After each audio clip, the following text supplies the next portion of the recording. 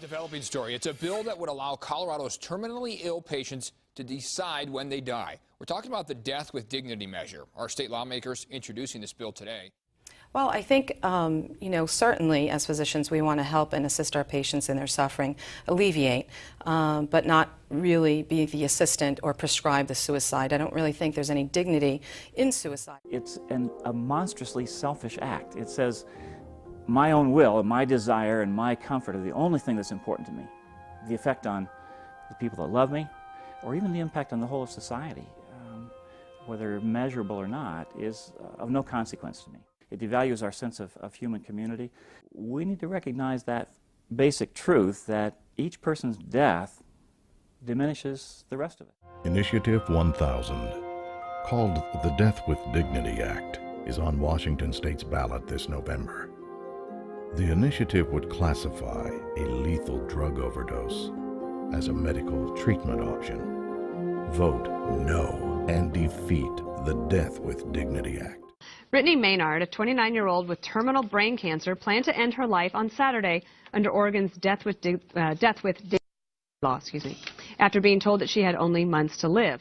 This issue on assisted suicide was a huge public policy issue for a long time, and then it sort of went away for a while, but now it's making its way back, and Oregon is one of the states. They actually, in fact, moved to Oregon in order to be able to do this legally under the law. Well, I have two people that I knew, both of whom had inoperable liver disease from drinking. One decided to take their life and said so, and in fact she did. The other one got near the end, decided not to do it, and kept going and suffered a terrible death. But, I think when a situation like this, I think people have every right in the world to decide whether they want to go to their maker or not. Okay. Eric, any thoughts? Very quickly, about a minute. As Kimberly, I lost a mother, a father, and a sister to cancer. I watched that struggle, and if anyone had ever said along the road that they wanted to have an assisted suicide, I would have been on board. These people did, as you point out, move from California to Oregon, where it's legal, and I like the fact that the states, when they make their decision, by the way, anyone can't just commit suicide. There has to be certain things that fall into place. So I'm for her having the right to do this if she wants.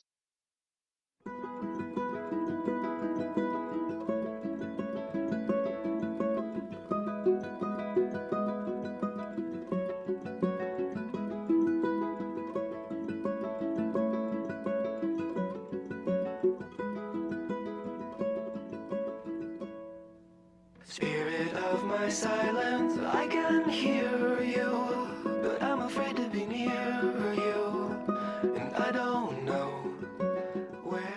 The reason to consider life and what's of value is to make sure you're not missing out. Seize the day. What's important to you? What do you care about? What matters? Pursue that. Forget the rest.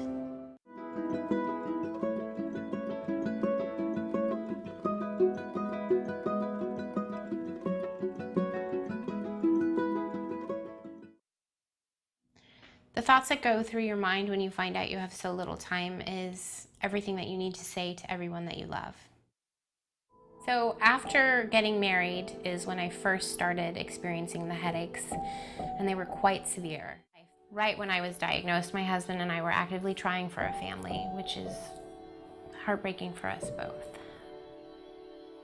And then I was diagnosed this past New Year's. We went away to the wine country for kind of a New Year's Eve celebration, and by Jan 1, the following day, I was diagnosed with cancer and told I was terminally ill. I was told I had a grade 2 astrocytoma, and was told anywhere from 3, maybe 5, up to 10 years to live. I have to tell you, when you're 29 years old, being told you have that kind of timeline still feels like you're being told you're gonna die tomorrow. 70 days post-op, I went in for another MRI and was told I had had a grade change. They were looking and saying it looks like grade 4, which is the worst and most aggressive form of brain cancer. It's called a glioblastoma.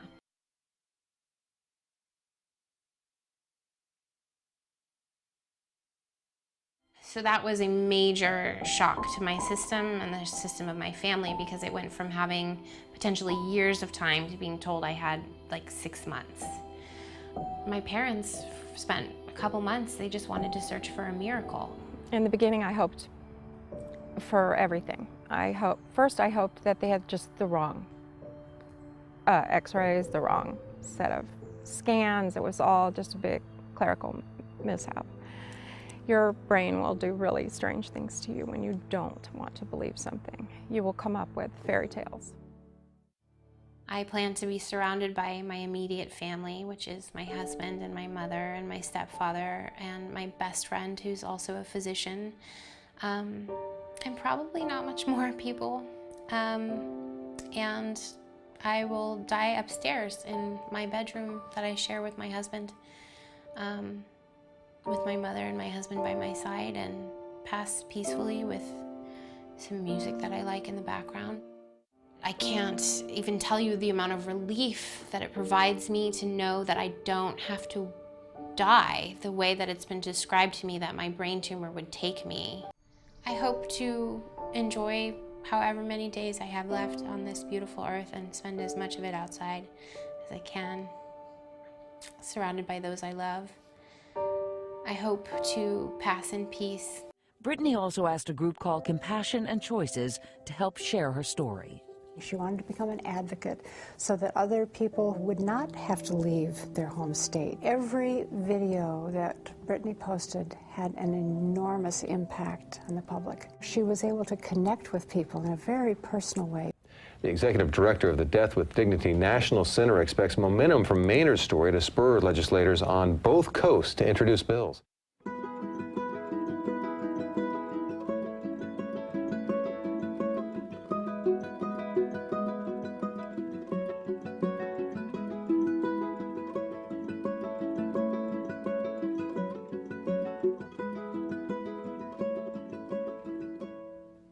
Spirit of my silence, I can hear you, but I'm afraid to be near you, and I don't know where to begin, and I don't know where to begin. Somewhere in the desert, there's a forest, and an acre before us, but I don't know where to begin, but I don't know where to begin. Again, I lost my strength completely. Oh, be near me, tired old mare with the wind in your hair.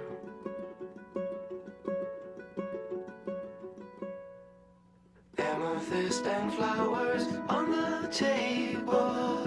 Is it real or a fable? Well, I suppose a friend is a friend, and we all know how this will end. Chimney swift that finds me, be my keeper. Silhouette of a cedar. What is that song you sing for the dead?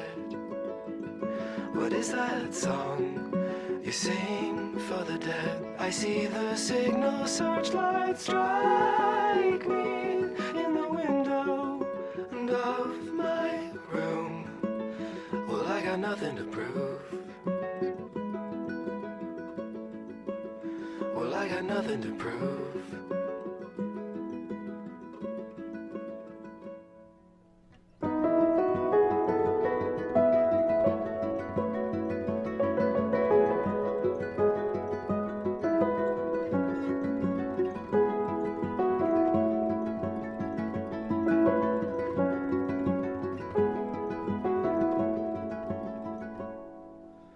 Forgive you, mother, I can hear you, and I long to be near you, but every road leads to an end. Yes, every road leads to an end. Your apparition passes through me in the willows and 5 red hens.